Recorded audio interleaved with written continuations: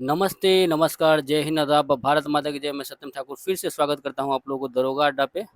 और बिट्टू झा का बायोलॉजी का ऑब्जेक्टिव का जो भी ऑब्जेक्टिव है उसका ये 8वां चैप्टर का एमसीक्यू है, जिसमें कि लगभग 110 के आसपास क्वेश्चन है।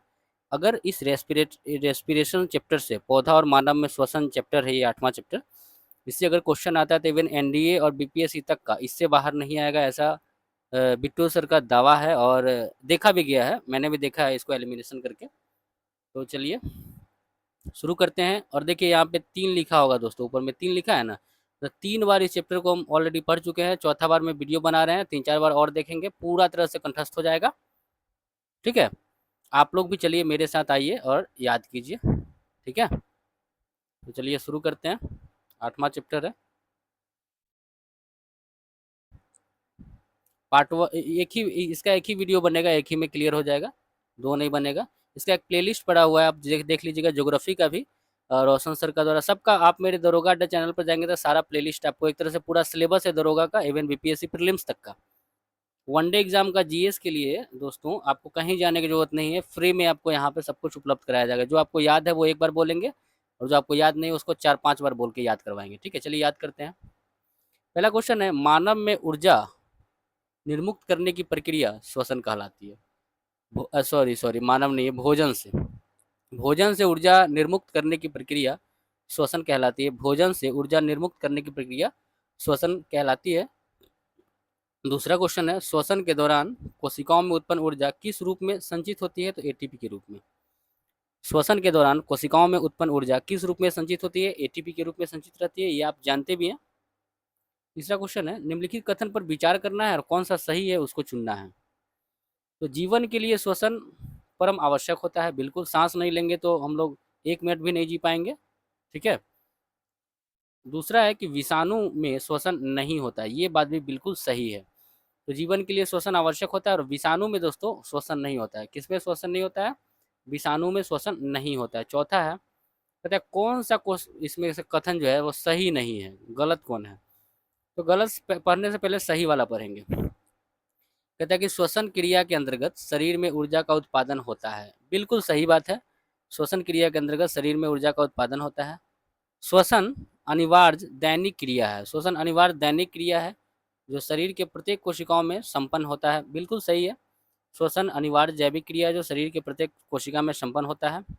डी नंबर है कि श्वसन के दौरान उत्पन्न ऊर्जा एटीपी अणु के रूप में कोशिकाओं में संचित रहती है, ये बात भी आपने ऊपर देखा और बात सही है। लेकिन गलत क्या है कि श्वसन ऑक्सीजन की उपस्थिति में ही संभव है, ऐसा कुछ नहीं है।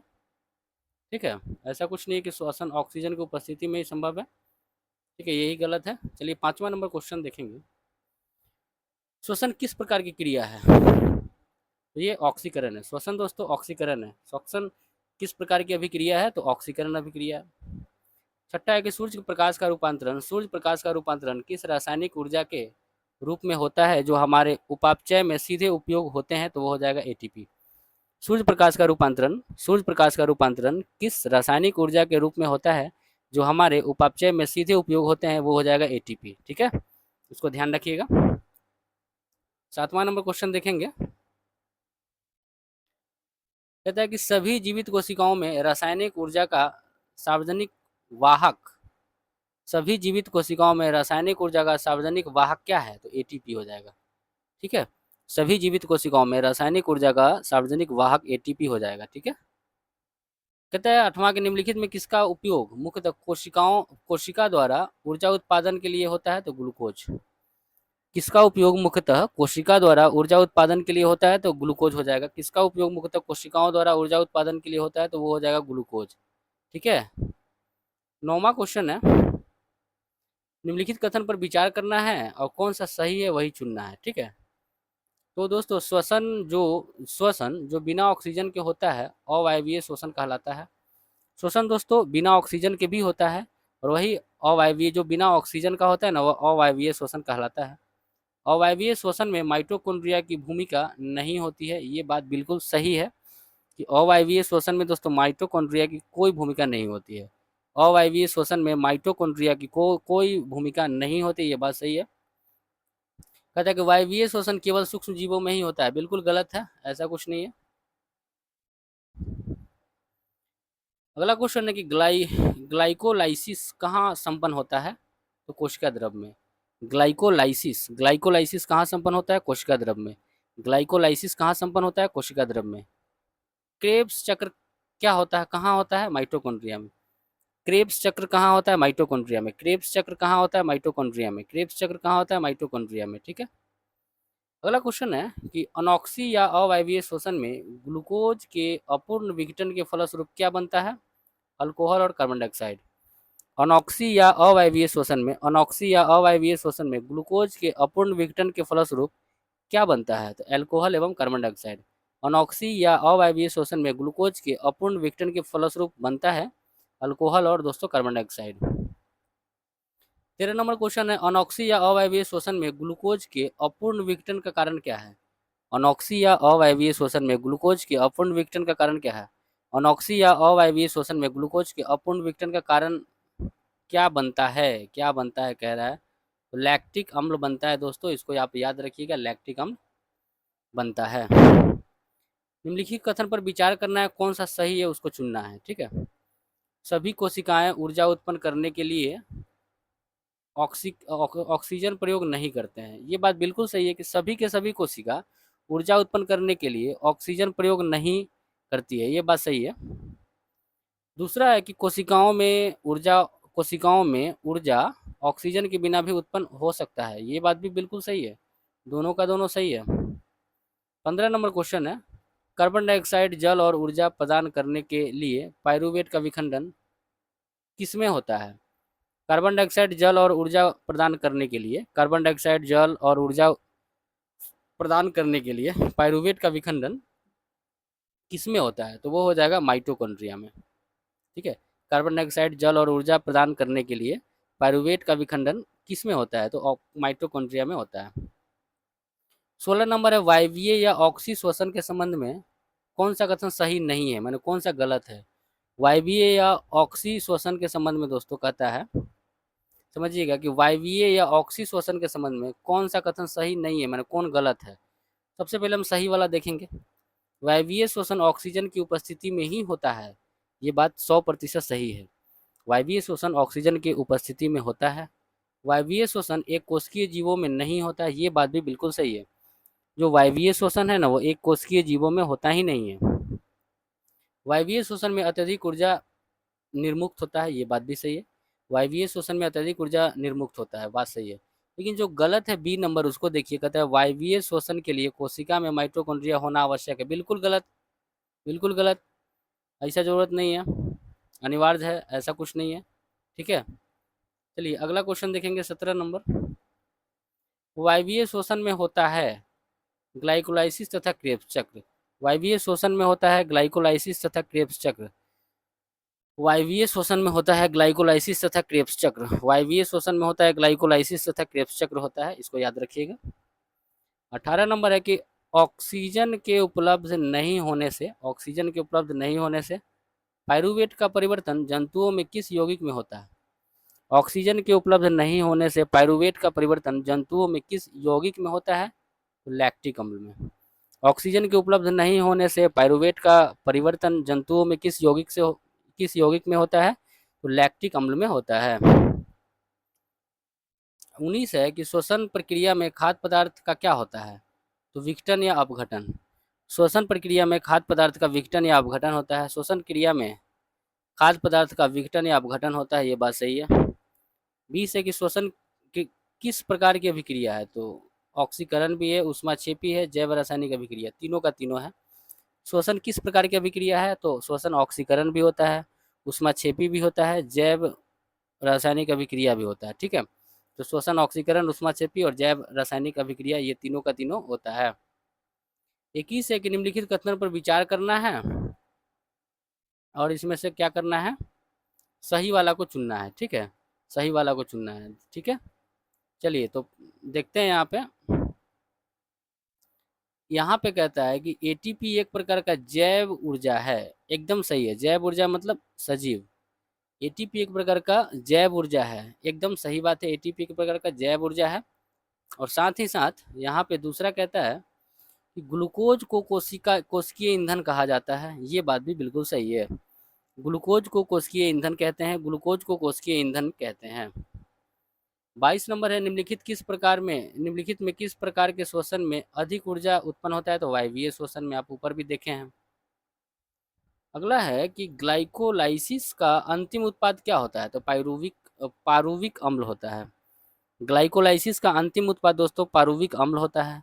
ग्लाइकोलाइसिस का अंतिम उत्पाद पायरुविक अम्ल है। ग्लाइकोलाइसिस का अंतिम उत्पाद पायरुविक अम्ल है।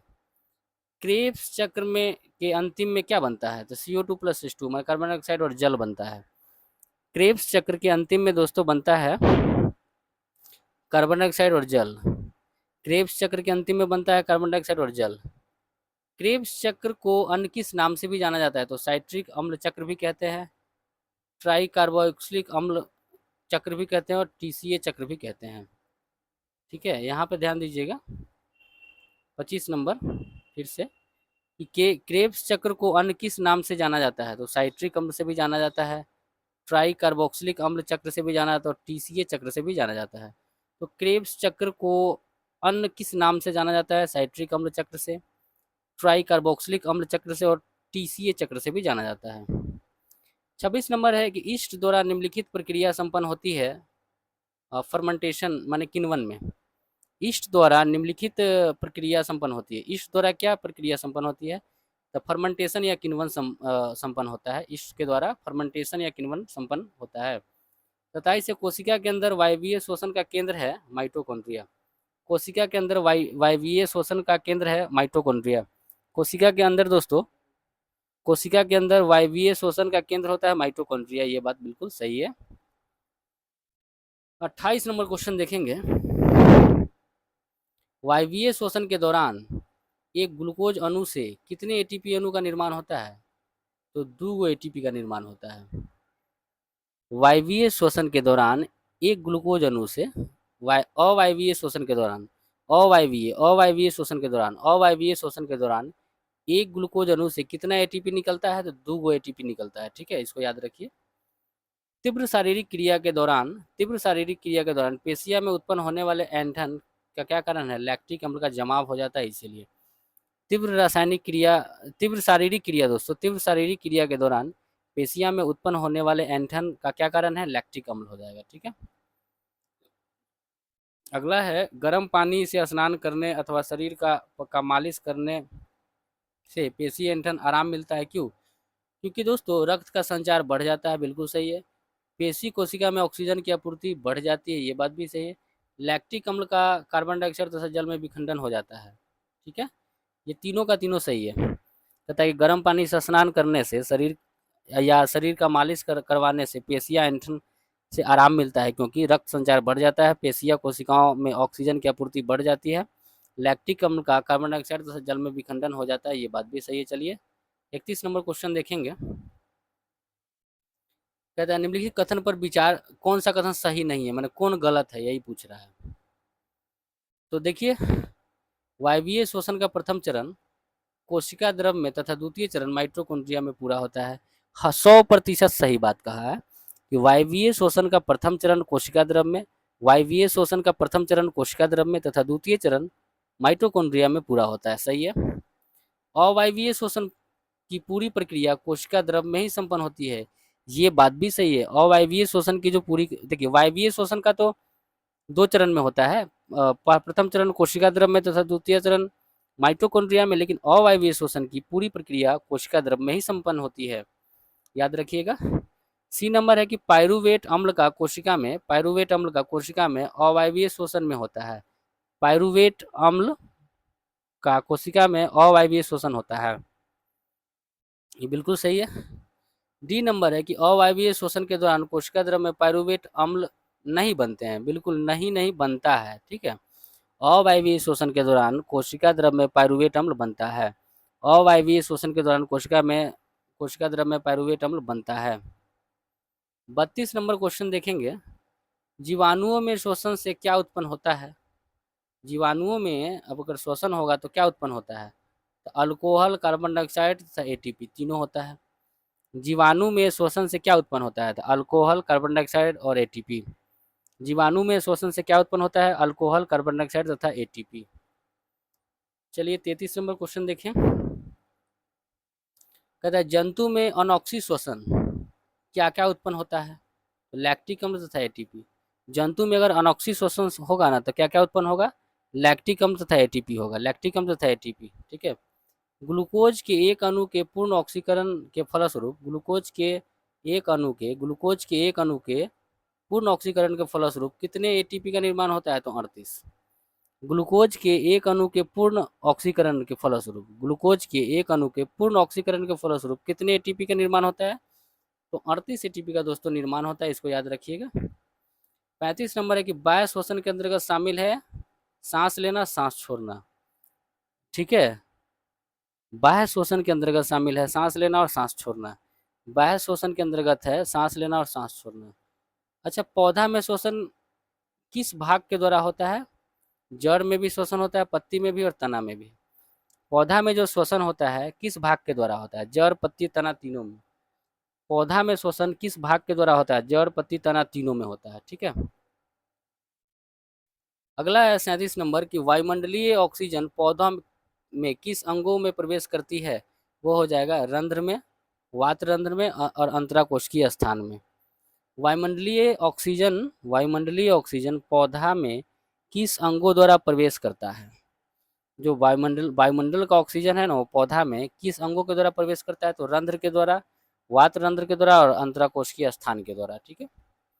38 नंबर क्वेश्चन है, पौधा में श्वसन गैसों का आदान प्रदान की क्रिया होती है विसरण के द्वारा। पौधा में श्वसन गैसों का आदान प्रदान किस क्रिया के द्वारा होता है, विसरण के द्वारा। पौधा में श्वसन गैसों का आदान प्रदान किस क्रिया के द्वारा होता है, तो वो विसरण के द्वारा होता है, इसको याद रखिएगा। 39 नंबर है, निम्नलिखित में कौन सा सही नहीं है, माने कौन गलत है, ये खोज रहा है। तो देखिए पहले सही वाला को देखते हैं। कोशिका में होने वाला वायवीय श्वसन की प्रक्रिया पौधा तथा जंतु में एक समान होता है, एकदम सही बात है। कोशिका में होने वाला वायवीय श्वसन की प्रक्रिया पौधा तथा जंतु में एक समान ही होता है, ठीक है। अगला देखेंगे, बी नंबर कहता है कि पौधा का प्रत्येक भाग के अलग अलग शोषण करता है। पौधा का प्रत्येक भाग अलग अलग शोषण करता है, पौधा का जो प्रत्येक भाग है वो सारा का सारा अलग अलग शोषण करता है। पौधा में जंतु की अपेक्षा शोषण की गति धीमी होती है, पौधा में जंतु की अपेक्षा श्वसन की गति धीमी होती है, मतलब पौधा में धीमा होता है और जंतु में तीव्र गति से श्वसन होता है, इस बात को ध्यान रखेंगे। और जो गलत है कि पौधा में श्वसन गैस का परिवहन संवहन ऊतक के माध्यम से होता है, बिल्कुल गलत है, इसको छोड़िए, ये सब गलत बात है। पौधा में गैसों का आदान प्रदान के लिए रंध्र होता है, पौधा में गैसों का जो आदान प्रदान होता है रंध्र के द्वारा होता है। अगला कि पौधा में गैसीय विनिमय के लिए पाए जाते हैं लैंटिसेल, पौधा में गैसीय विनिमय के लिए पाए जाते हैं लैंटिसेल, पौधा में गैसीय विनिमय के लिए पाए जाते हैं लैंटिसेल, पौधा में गैसीय विनिमय के लिए पाए जाते हैं लैंटिसेल। कहता है कि पौधा, अब 42 नंबर की पौधा दिन में श्वसन के लिए वातावरण से ऑक्सीजन ग्रहण नहीं करता है, क्यों। पौधा दिन में जब श्वसन करता है ना तो वातावरण से ऑक्सीजन ग्रहण नहीं करता है, क्यों, क्योंकि पौधा दिन में प्रकाश संश्लेषण के दौरान बने ऑक्सीजन का उपयोग श्वसन के लिए करते हैं। काहे नहीं करता है, क्योंकि पौधा दिन में प्रकाश संश्लेषण करता है और उसी के दौरान बने ऑक्सीजन का उपयोग श्वसन के लिए कर लेता है, ठीक है, इसीलिए वातावरण से नहीं ले पाता है, ठीक है। चलिए 43 नंबर क्वेश्चन है, वात रंध्र पौधे के किस भाग में पाए जाते हैं, तना में। वात रंध्र पौधा के किस भाग में पाया जाता है, तना में। वात रंध्र पौधा के किस भाग में पाया जाता है, तो तना में पाया जाता है, इसको याद रखिएगा। 44 से एक कोशिकीय जीवों में श्वसन गैसों का आदान प्रदान किस प्रकार होता है। एक कोशिकीय जीवों में श्वसन एक कोशिकीय जीवों में श्वसन गैसों का आदान प्रदान किस प्रकार होता है, तो कोशिका झिल्ली के विसरण द्वारा। एक कोशिकीय जीवों में श्वसन गैसों का आदान प्रदान किस प्रकार होता है, कोशिका झिल्ली के विसरण के द्वारा। अगला देखेंगे 45 नंबर कि विचार करना है और कौन सा कथन सही है, वही पूछ रहा है। देखिए कीटों में श्वसन ट्रैकिया के द्वारा होता है, बिल्कुल सही है। कीटों में जो श्वसन है वो ट्रैकिया के द्वारा होता है, कीटों में श्वसन ट्रैकिया के द्वारा होता है। और ट्रैकिया शरीर के ट्रैकिया शरीर के सतह पर श्वास रंध्र नामक छिद्र द्वारा खुलता है। ट्रैकिया शरीर के सतह पर श्वास रंध्र नामक छिद्रों द्वारा खुलता है। ट्रैकिया शरीर के सतह पर श्वास रंध्र द्वारा नामक छिद्रों द्वारा खुलता है। ये बात बिल्कुल सही है। निम्नलिखित कथन पर विचार करना है दोस्तों, और क्या करना है कि कौन सा कथन सही है वो खोजना है। ठीक है, तो यहाँ पे देखिए इसमें एक ही सही है। जलीय प्राणी में सांस लेने की दर स्थलीय प्राणियों की अपेक्षा तेज होता है। जो जल में रहता है वो तेजी से सांस लेता है, और जो स्थल पर रहता है वो धीमा सांस लेता है। मतलब जल में जो रहेगा ना वो तेजी से सांस लेगा, और जो स्थल पर रहेगा वो धीमा धीमा सांस लेगा उसके अपेक्षा। चलिए अगला क्वेश्चन देखेंगे, 47 नंबर। कौन सा जीव श्वसन के लिए कोशिका झिल्ली का उपयोग नहीं करता है? तो तिलचट्टा। तिलचट्टा दोस्तों ट्रैकिया के द्वारा श्वसन करता है। कहता है कौन सा जीव सांस लेने के लिए कोशिका झिल्ली का उपयोग नहीं करता है? तो वो तिलचट्टा हो जाएगा, क्योंकि तिलचट्टा ट्रैकिया से सांस लेता है। लेकिन अमीबा कोशिका झिल्ली का उपयोग करता है, प्लेनेरिया कोशिका झिल्ली का उपयोग करता है, युगलीना, अमीबा, प्लेनेरिया, युगलीना, ये तीनों के तीनों सांस लेने के लिए कोशिका झिल्ली का उपयोग करते हैं, लेकिन तिलचट्टा उपयोग नहीं करता है। ठीक है, तो अमीबा, प्लेनेरिया और युगलीना सांस लेने के लिए कोशिका झिल्ली का उपयोग करते हैं, लेकिन तिलचट्टा नहीं करता है, वो ट्रैकिया से सांस लेता है। टिड्डा तथा तिलचट्टा में श्वसन किसके द्वारा होता है? तो ट्रैकिया के द्वारा। टिड्डा तथा तिलचट्टा में श्वसन किसके द्वारा होता है? ट्रैकिया के द्वारा होता है। तिलचट्टा में श्वसन किसके लिए पाए जाते हैं? कहता है कि यहाँ पे ध्यान देंगे, 49 नंबर फिर से देखेंगे। तिलचट्टा में श्वसन के लिए क्या पाया जाता है? तो यहाँ पे स्पाइरैकिल्स। तिलचट्टा में श्वसन किसके लिए पाया जाता है? स्पाइरैकिल्स। तिलचट्टा में श्वसन किसके लिए पाया जाता है? स्पैरिकल्स। मतलब ठीक है, याद रखिएगा स्पैरिकल्स। और ट्रैकिया से तो होता ही है, ट्रैकिया के बाहरी क्षेत्र को स्पैरिकल्स कहते हैं। ठीक है, ट्रैकिया का जो बाहरी क्षेत्र है ना उसी को स्पैरिकल्स कहते हैं, और तिलचट्टा श्वसन उसी से करता है। 50 नंबर को देखेंगे। कहता है कौन सही नहीं है, माने कौन गलत है? तो पहले सही वाला ही देखेंगे। मछलियों तथा अन्य जलीय जीवों में गिल्स नामक श्वसन अंग होते हैं, ये तो आप जानते हैं। गिल्स के माध्यम से जलीय जीव जल में घुले हुए ऑक्सीजन का प्रयोग श्वसन के लिए करते हैं, सही बात है। गिल्स द्वारा जीव श्वसन के लिए वायुमंडल के ऑक्सीजन का प्रयोग नहीं करते हैं, बिल्कुल सही है। और जो गलती था इसमें क्या, डी नंबर की, गिल्स के द्वारा श्वसन में गैसों का आदान प्रदान रक्त के माध्यम से नहीं होता, यही गलत है, रक्त के माध्यम से ही होता है। गिल्स के द्वारा श्वसन में गैसों का आदान प्रदान रक्त के माध्यम से ही होता है। 51 नंबर क्वेश्चन है, निम्नलिखित में किसमें श्वसन सिर्फ फेफड़ा द्वारा ही होता है? तो रेप्टेलिया में, एविज में और मैमेलिया वर्ग में। रेप्टेलिया वर्ग माने सरीसृप में, एविज वर्ग माने पक्षी में, और मैमेलिया वर्ग में ये सारे के सारे केवल फेफड़ा द्वारा ही होता है। ठीक है, तो रेप्टेलिया हो गया सरीसृप, एविज पक्षी या मैमेलिया, ये सारे के सारे इन सभी में फेफड़ा द्वारा ही श्वसन होता है। ठीक है, अगला ध्यान देंगे। कहता है कि निम्नलिखित में कौन सा एक मानव के श्वसन मार्ग का सही क्रम है? मानव जब सांस लेता है तो उसका सही क्रम कैसे, किस प्रकार से वो सांस लेता है? सबसे पहले नासिक छिद्र, उसके बाद ग्रासनी, तब लैरिंग्स, तब ट्रैकिया, तब फेफड़ा। नासिक छिद्र, ग्रसनी, लैरिंग्स, ट्रैकिया, फेफड़ा। नासिक छिद्र, ग्रसनी, नासिक छिद्र, ग्रसनी, लैरिंग्स, नासिक छिद्र, ग्रसनी, लैरिंग्स, नासिक छिद्र, ग्रसनी, लैरिंग्स, ट्रैकिया, फेफड़ा। ठीक है, इसके द्वारा ही पूर्ण श्वसन संपन्न होता है। मनुष्य के सूंघने की क्षमता कुत्ते जैसे निम्न स्तनधारियों की अपेक्षा कम होती है, क्यों? मनुष्य के सूंघने की क्षमता कुत्ते जैसे निम्न स्तनधारियों की अपेक्षा कम होता है, क्यों? क्योंकि मनुष्य के घ्राण क्षेत्र अत्यंत छोटा होता है। मनुष्य का जो घ्राण क्षेत्र होता है ना बहुत छोटा होता है। मनुष्य का दोस्तों जो घ्राण क्षेत्र होता है ना वो बहुत छोटा होता है, इसी के लिए वह कुत्ता के जैसा नहीं सूंघ सकता है। 54 नंबर, निम्नलिखित कथन पर विचार करना है और कौन सा सही है वो खोजना है। देखिए, कहता है कि मनुष्य में श्वसन मार्ग प्रारंभ नासिक छिद्र से होता है, अभी आप देखिए बिल्कुल सही है। मनुष्य में श्वास मार्ग की समाप्ति फेफड़ा स्थित वायुकोश में होता है, बिल्कुल सही है, कोई दो राय नहीं है। 55 है कि मनुष्य के नासिक वेश्म का छोटा अग्रभाग जिसमें बाह्य नासिक छिद्र खुलता है क्या कहलाता है? मनुष्य के नासिक वेश्म, मनुष्य के नासिक वेश्म का छोटा अग्रभाग, मनुष्य के नासिक वेश्म का छोटा अग्रभाग जिसमें बाह्य नासिका छिद्र खुलता है वह कहलाता है प्रकोष्ठ।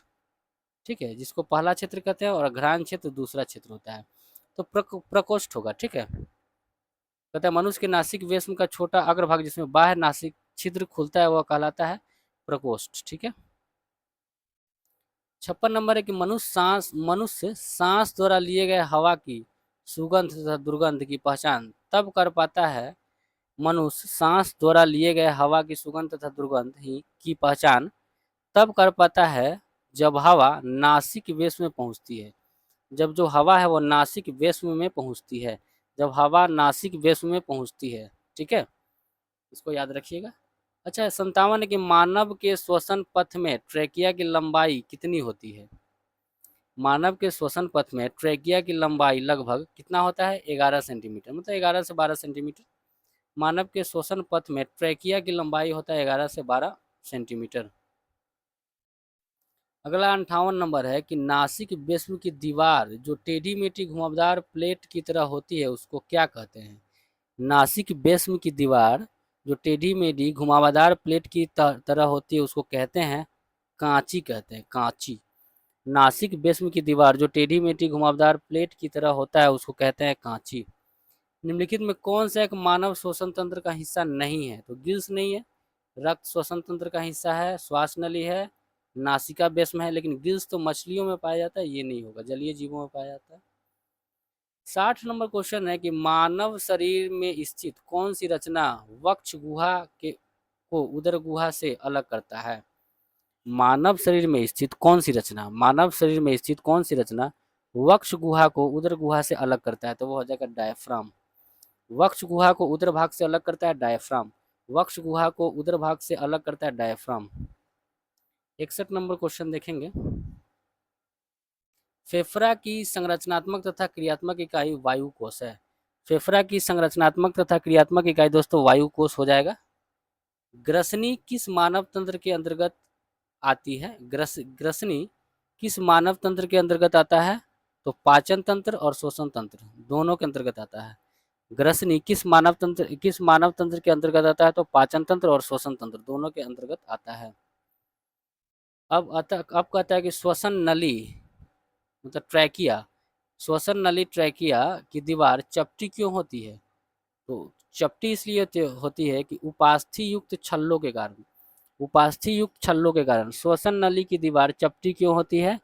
उपास्थि युक्त छल्ला के कारण। ठीक है, 64 नंबर ध्यान देंगे। निम्नलिखित कथन पर विचार करना है, कौन सा कथन सही है वही कह रहा है।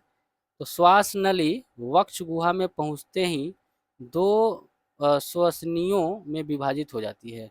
श्वास नली वक्ष गुहा में पहुंचते ही वक्ष गुहा में पहुंचते ही दो श्वसनियों में विभाजित होती है। एकदम सही बात है। प्रत्येक श्वसनी फेफड़ा में पहुंचकर श्वसनिकाओं में बट जाती है, ये बात भी सही है कि प्रत्येक श्वसनी फेफड़ा में पहुंचकर श्वसनिकाओं में बट जाती है, ये बात सही है। श्वसनी का अंतिम छोर फेफड़ा के वायु कोश में खुलता है, ये बात भी सही है। श्वसनी का अंतिम छोर फेफड़ा के वायु कोश में खुलता है, ये बात भी बिल्कुल दोस्तों सही है, इसको ध्यान रखेंगे। चलिए 65 नंबर क्वेश्चन देखेंगे। मनुष्य के दोनों फेफड़ों में लगभग कितना वायु कोश पाए जाते हैं? 3 गुना 10⁸। मनुष्य के दोनों फेफड़ा में लगभग कितना वायु कोश पाया जाता है? तो 3 गुना 10⁸। मनुष्य के दोनों फेफड़ा में कितना वायु कोश पाया जाता है? 3 गुना 10⁸ वायु कोश पाया जाता है। 66 है कि मनुष्य के दोनों फेफड़ा कुल कितने भाग में बटा रहता है? 5 भाग में। बायां भाग में 2 गो, दायां भाग में 3। ठीक है, मनुष्य के दोनों फेफड़ा का मनुष्य का दोनों फेफड़ा कुल कितने भाग में बटा होता है? तो वो हो जाएगा 5। 67 नंबर क्वेश्चन है, निम्नलिखित में कौन एक मानव शरीर का ध्वनि उत्पादक यंत्र है? तो लैरिंक्स। निम्नलिखित में कौन एक मानव शरीर का ध्वनि उत्पादक यंत्र है? मानव शरीर का ध्वनि उत्पादक यंत्र है दोस्तों लैरिंक्स। ठीक है, फेफड़ा को ढकने वाला आवरण कहलाता है पेरिकार्डियम। फेफड़ा को ढकने वाला आवरण कहलाता है पेरिकार्डियम। फेफड़ा को ढकने वाला आवरण कहलाता है पेरिकार्डियम, पेरिकार्डियम कहलाता है। श्वासोच्छ्वास के अंतर्गत आते हैं सांस लेना और सांस छोड़ना। श्वासोच्छ्वास के अंतर्गत आते हैं, ब्रीथिंग के अंतर्गत सांस लेना और सांस छोड़ना। 70 नंबर क्वेश्चन है, श्वसन तंत्र के भाग नासिक वेश्म के कार्य है। श्वसन तंत्र के भाग नासिक वेश्म है ना, तो उसका क्या कार्य है? तो वायु के सुगंध और दुर्गंध का पता लगाना, वायु के जलवाष्प की मात्रा तथा तापक्रम नियंत्रित करना, वायु के धूल कणों को छानना। बिल्कुल सही। श्वसन तंत्र का जो नासिक वेश्म का काम है, वायु के सुगंध और दुर्गंध का पता लगाना, वायु की जलवाष्प की मात्रा तथा तापक्रम नियंत्रित करना, वायु की जलवाष्प की मात्रा तथा तापक्रम को नियंत्रित करना, वायु के धूल कणों को छानना, ये सारे उसके काम हैं। 71 नंबर है कि निम्नलिखित कथन पर विचार करना है, कौन सा सही है वही खोजना है। तो इसमें सारा का सारा दोस्तों गलत है। चलिए 72 नंबर है कि श्वसन वर्णक किसे कहा जाता है? हीमोग्लोबिन को। श्वसन वर्णक दोस्तों कहते हैं हीमोग्लोबिन को, श्वसन वर्णक कहते हैं हीमोग्लोबिन को। 73 है कि किसी समान वयस्क व्यक्ति की विश्राम अवस्था में औसत श्वसन दर कितना होता है? अगर वो विश्राम कर रहा है कोई आदमी, तो 15 से 18 बार प्रति मिनट होता है। किसी समान वयस्क व्यक्ति की विश्राम अवस्था में श्वसन दर की होती है 15 से 18 प्रति मिनट। 74 नंबर क्वेश्चन है कि किस प्रक्रिया के द्वारा श्वसन के दौरान गैस रुधिर में प्रवेश करती है और फिर उसे छोड़ती है? तो विसरण के द्वारा। किस प्रक्रिया के द्वारा श्वसन के दौरान श्वसन के दौरान गैस रुधिर में प्रवेश करती है और फिर छोड़ती है? तो विसरण के द्वारा हो जाएगा। श्वसन के दौरान ऑक्सीजन का परिवहन किसके द्वारा होता है? श्वसन के दौरान ऑक्सीजन का परिवहन रक्त में स्थित हीमोग्लोबिन के द्वारा होता है। श्वसन के दौरान ऑक्सीजन का परिवहन किसके द्वारा होता है? श्वसन के दौरान ऑक्सीजन का परिवहन दोस्तों रक्त में स्थित हीमोग्लोबिन के द्वारा होता है। श्वसन के दौरान ऑक्सीजन का परिवहन किसके द्वारा होता है? रक्त में स्थित हीमोग्लोबिन के द्वारा होता है। 76 नंबर है, कितने प्रतिशत कार्बन डाइऑक्साइड का परिवहन हीमोग्लोबिन के द्वारा होता है? 10 से 20%। कितने प्रतिशत कार्बन डाइऑक्साइड का परिवहन हीमोग्लोबिन के द्वारा होता है? 10 से 20%। कितने प्रतिशत कार्बन डाइऑक्साइड का परिवहन हीमोग्लोबिन के द्वारा होता है? कितने प्रतिशत कार्बन डाइऑक्साइड का परिवहन हीमोग्लोबिन के द्वारा होता है? 10 से 20%। 77 है, फेफड़े के किस भाग में गैसीय आदान प्रदान होता है? तो वायु कोश में। फेफड़ा के किस भाग में गैसीय आदान प्रदान होता है? वायु कोश में। फेफड़ा के किस भाग में गैस का आदान प्रदान होता है? वह हो जाएगा वायु कोश में। 78 नंबर क्वेश्चन देखेंगे,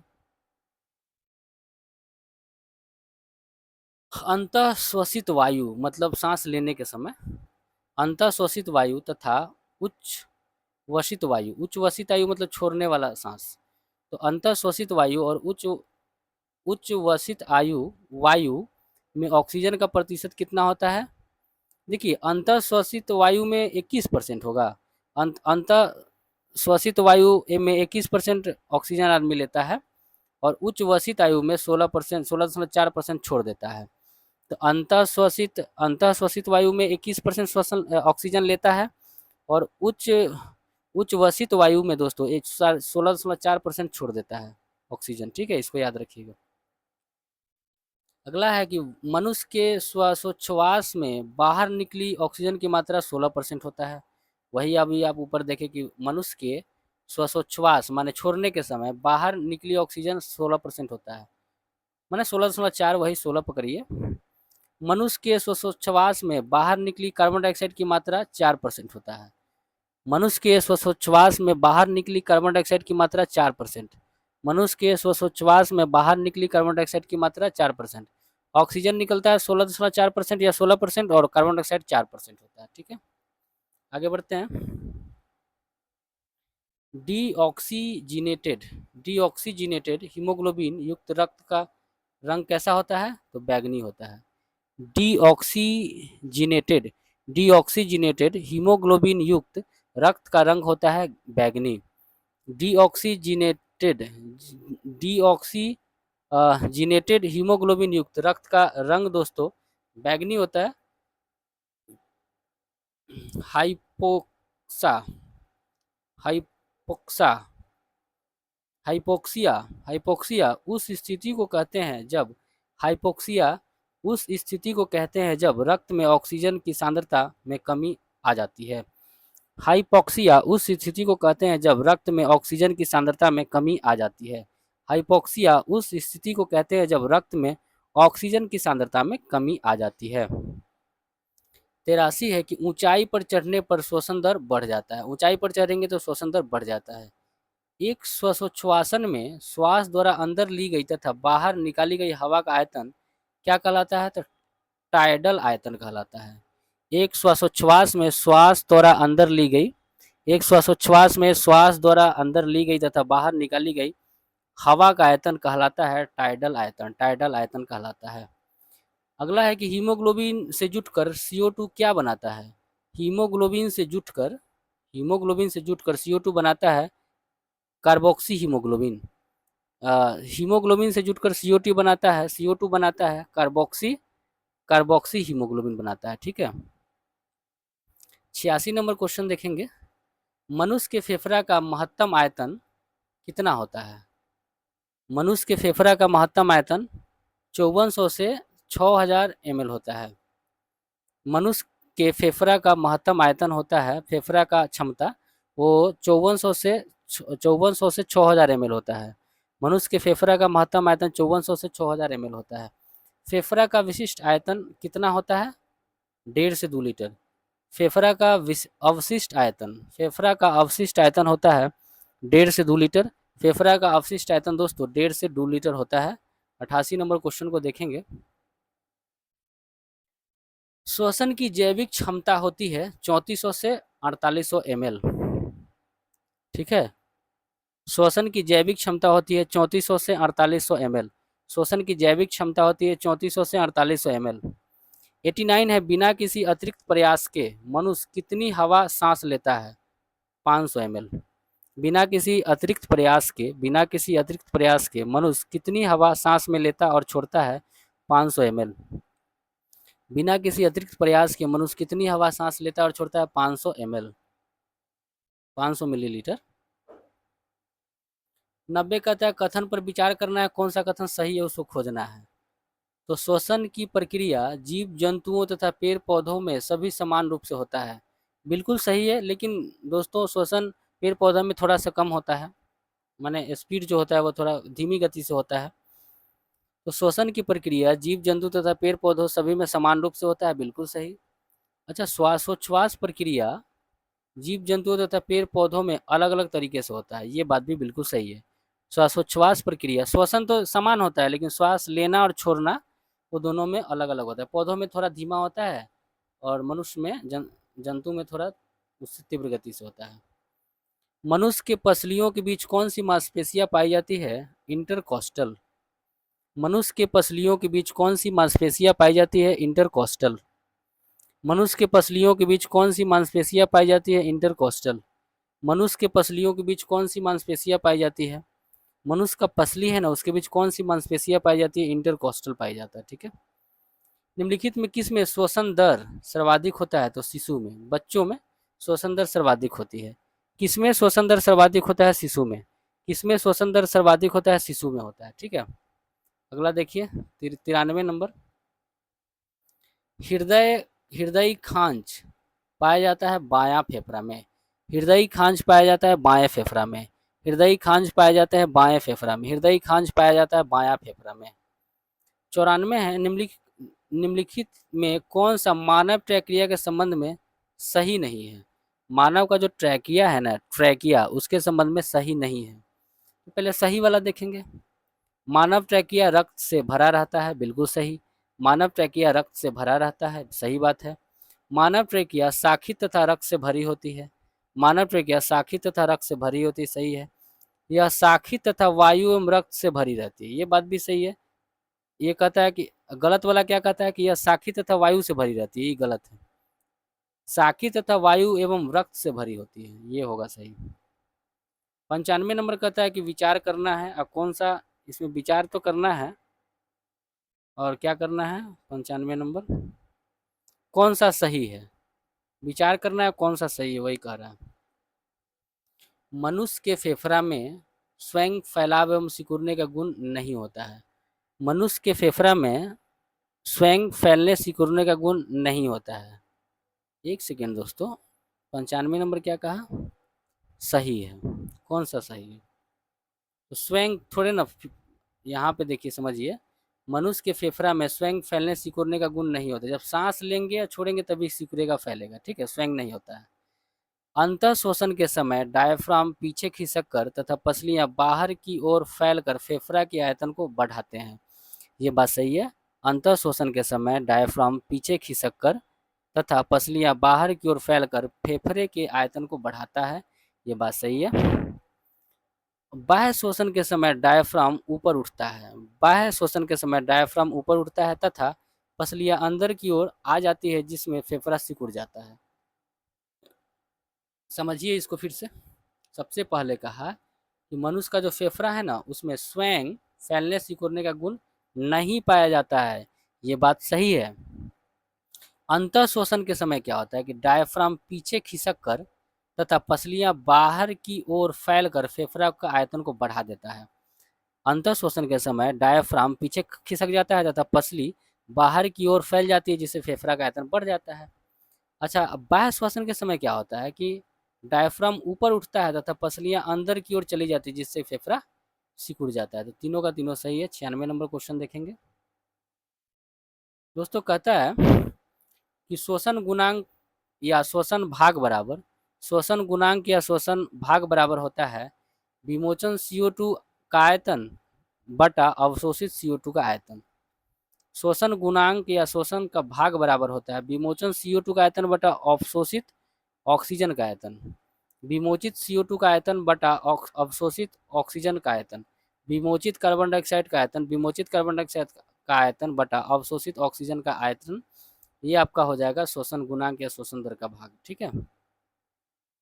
97 नंबर क्वेश्चन देखेंगे।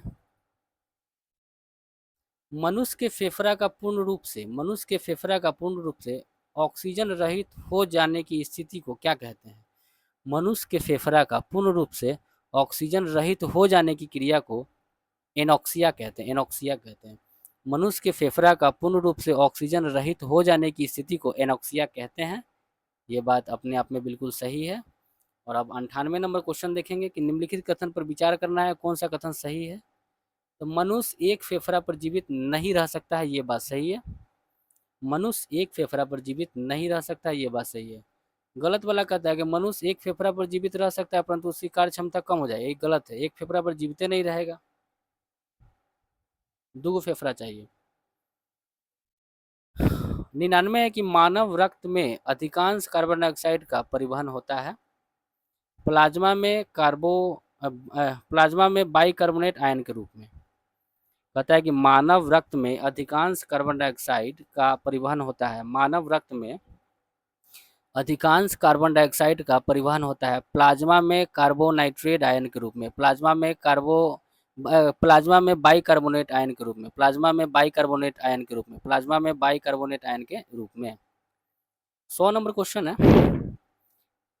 अवायवीय श्वसन और वायवीय श्वसन दोनों ही प्रक्रमों में निम्नलिखित में कौन सी प्रक्रिया समान होती है। तो ग्लूकोज का पायरुवेट अम्ल में विखंडन। देखिए, चाहे अवायवीय शोषण हो या वायवीय शोषण हो, दोनों में एक क्रिया है वो समान होता है, वह है ग्लूकोज का पायरुवेट अम्ल में विखंडन। ग्लूकोज का पायरुवेट अम्ल में विखंडन ये हमेशा समान देखा गया है, अवायवीय शोषण और वायवीय शोषण हो, दोनों में से कोई भी हो। 101 नंबर क्वेश्चन है दोस्तों, हीमोग्लोबिन के संबंध में कौन सा कथन एक सही है। हीमोग्लोबिन के संबंध में कौन सा सही है वही कह रहा है, तो यहाँ पे हो जाएगा सही वाला ही केवल देखेंगे। हीमोग्लोबिन कार्बन डाइऑक्साइड तथा ऑक्सीजन दोनों का वहन कर सकता है। हीमोग्लोबिन जो है वो कार्बन डाइऑक्साइड तथा ऑक्सीजन दोनों का वहन कर सकता है, ये बात ही सही है। 102 है कि मानव शरीर में लौह पुंज किस में होता है, रक्त में। मानव शरीर में जो लौह पुंज है ना वो रक्त में होता है, मानव शरीर में जो लौह पुंज रक्त में होता है। कोशिका में एटीपी विश्लेषण के समय किस तत्व का उपयोगिता होती है? तो फास्फोरस का। कोशिका में एटीपी संश्लेषण के समय किस तत्व की उपयोगिता होती है? फास्फोरस की। कोशिका में एटीपी संश्लेषण के समय किस तत्व की उपयोगिता होती है? फास्फोरस का होता है, याद रखिएगा। 104 नंबर है कि शरीर में अधिकतम एटीपी निर्माण श्वसन के किस क्रिया में होता है? तो क्रेब्स चक्र में होता है। ठीक है, शरीर में अधिकतम एटीपी का निर्माण श्वसन के किस क्रिया में होता है? तो क्रेब्स चक्र में होता है। 105 नंबर है, निम्नलिखित में कौन एक श्वसनीय पदार्थ नहीं है? दोस्तों प्रोटीन श्वसनीय पदार्थ नहीं है। प्रोटीन श्वसनीय पदार्थ नहीं है, लेकिन कार्बोहाइड्रेट, वसा और विटामिन श्वसनीय पदार्थ है। कार्बोहाइड्रेट, वसा, प्रोटीन श्वसनीय पदार्थ है।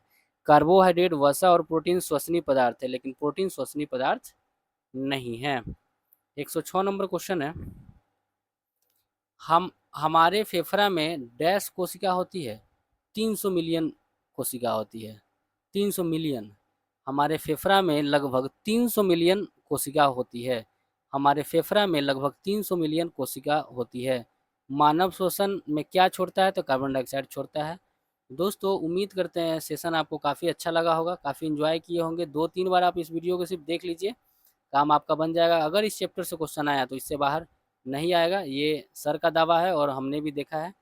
तो चलिए मिलते हैं अगले वीडियो में, तब तक स्वस्थ रहें, अपना ख्याल रखें, अपनों का ख्याल रखें। जय हिंद। और ये जो है दोस्तों शेयर करें अपने दोस्तों को, और सब्सक्राइब करें, लाइक करें। कुछ अगर गलती है तो इसको कमेंट करें, इसको सुधारा जाए। धन्यवाद।